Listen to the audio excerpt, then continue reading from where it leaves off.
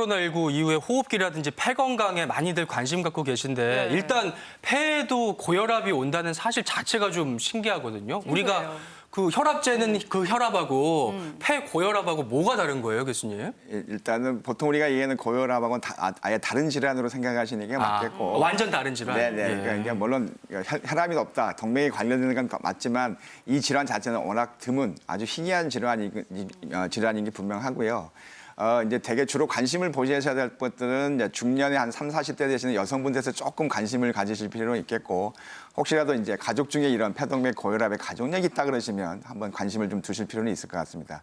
우리가 보통의 고혈압은 이제 우리가 주된 심장의 기능이 좌측에서 하고 있기 때문에 좌측에 있는 좌심실에서 전신으로 돌아가는 그런 혈압이 높을 경우를 고혈압, 우리가 보통 얘기하는 고혈압이고, 아시다시피 이제 팔의 혈압을 측정을 해서 말초혈관의 혈압을 측정해서 중심부 혈압을 평가하는 방법인데, 이와는 반대로 이제 우측에 있는 심장에서 폐로 가는 그런 이 혈액순환에 관계됐을 때, 예를 들어서 폐동맥이 좁아져 있거나 염증이 생기거나 막히거나 했을 때 그로 인해서 압력이 올라가는, 즉 혈액순환이 잘 되지 않는 그런 상황들을 이제 폐동맥 고혈압이라고 보는 거고요. 네. 이 질환이 무서운 거는 일단 대개는 증상이 생길 때까지 잘 모르고 계시는 경우가 많고, 또 진단이 되면서 아주 이제 질병이 급속도로 나빠지시고 또 심한 경우에 아주 위험해서 그냥 돌연사, 갑자기 즉사하는 이런 상황들이 벌어지기 때문에 결국은 이거는 일찍 발견하시는 게 가장 주된 치료 방법이 될 것 같고요. 예. 그래서 일단 혈압 측정 자체가 이 폐동맥을 측정하는 게 간접적으로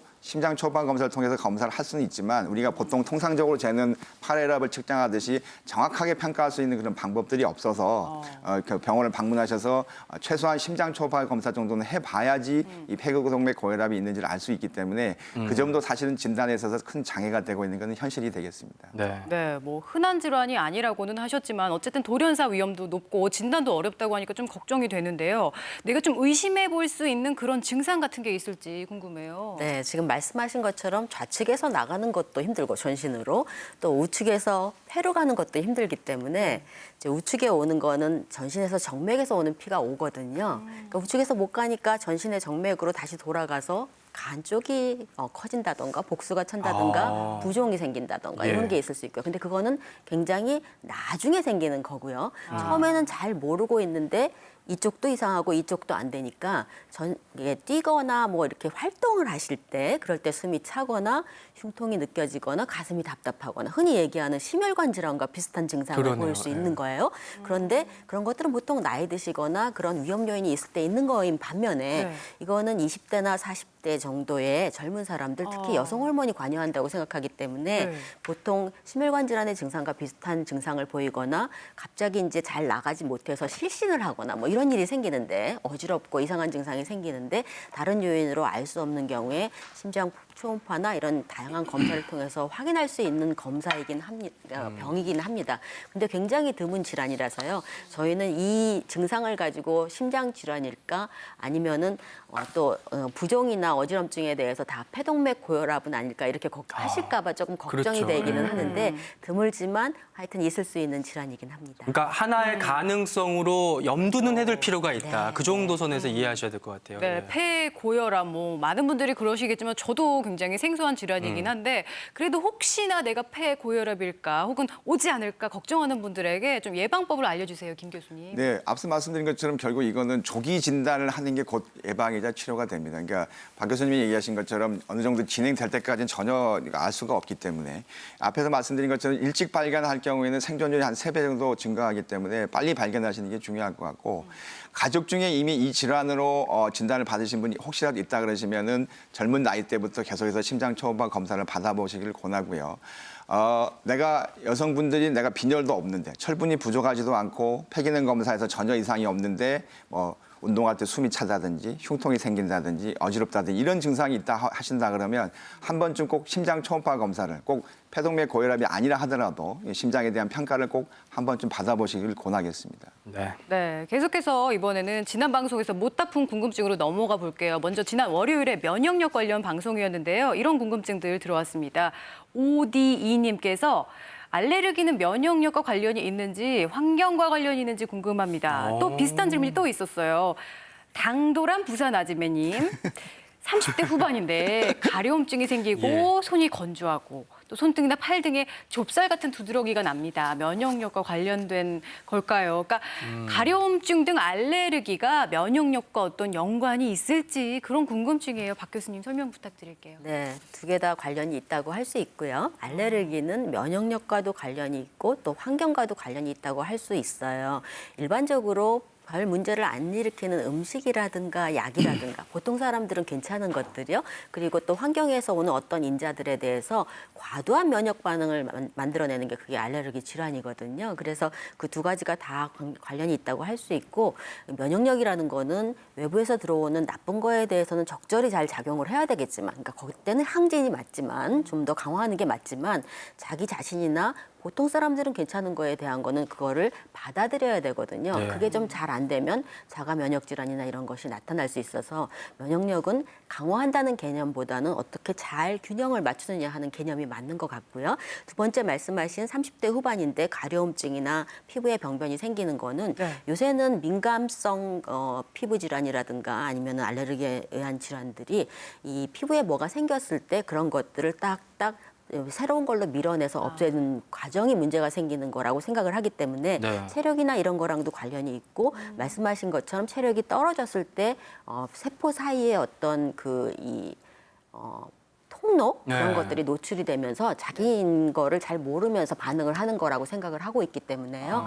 그래서 그런 것들이 이런 가려움증이 생기거나 이런 것들이 과도한 면역력과도 관련이 있을 수 있습니다. 그러니까 알레르기가 굉장히 반복되면서 정말 괴로운데 이 알레르기를 그럼 교수님 병원에 가면 내가 무슨 알레르기인지 이거 알 수 있어요? 검사를 하는 것이 있습니다. 이제 예. 보통 흔한 알레르기의 원인이 되는 것들을 피부에 붙여서 예. 그런 것들 중에서 특정한 반응을 나타내는 것을 찾게 되어 있어요. 그런 것들도 있고 또 호흡기에 그런 게 있는 경우에는 또 호흡기에도 그런 반응 검사를 하는 경우가 있어서 알레르기를 일으키는 그런 원인 장기에 따라서 하는 방법이 있기 때문에 네. 병원을 방문하시면 좋을 것 같습니다. 그런 검사들도 이제 좀 참고해서 받아보시는 것도 도움 되실 것 같아요. 다음 질문 볼게요. 플라워 영희님께서 잘 때 다리에 쥐가 나요. 일어서서 걸으면 풀리지만 걱정이 됩니다. 왜 그런지 무엇이 필요한지 궁금합니다라고 하셨거든요. 김동규 교수님. 네.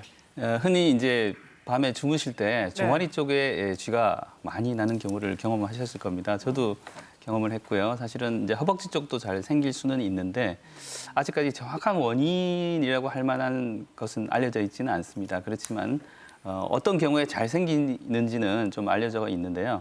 근육이 정상적으로 우리가 생리적인 기능을 유지하는 데 있어서는 어느 정도 조금 움직여주고 스트레칭을 해주고 하는 것이 필요한데 오랫동안 근육이 짧아진 자세로 오랫동안 움직이지 않고 유지하는 그런 현상과는 관련이 있습니다. 그래서 우선 주무실 때 보면 발목이 밑으로 이렇게 처진 상태에서 굉장히 오랫동안 주무시게 되고요.